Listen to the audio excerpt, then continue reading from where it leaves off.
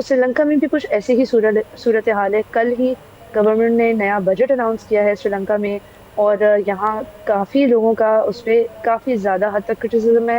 लेकिन ज़्यादातर क्रिटिसिज़्म इसी बात से निकल रहा है कि आईएमएफ का कोई अल्टरनेटिव नहीं निकाला गया। अभी भी आईएमएफ के साथ ही काम किया जा रहा है। उनके ही स्ट्रक्चरल एडजस्टमेंट प्रोग्राम्स के तहत जो है वो इस वक़्त इकोनॉमी को रीशेप किया जा रहा है।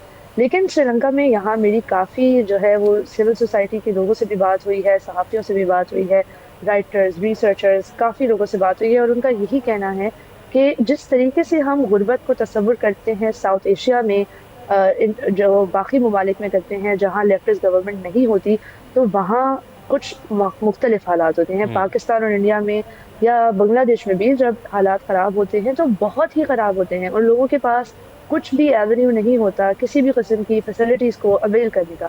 लेकिन श्रीलंका में गुर्बत के बावजूद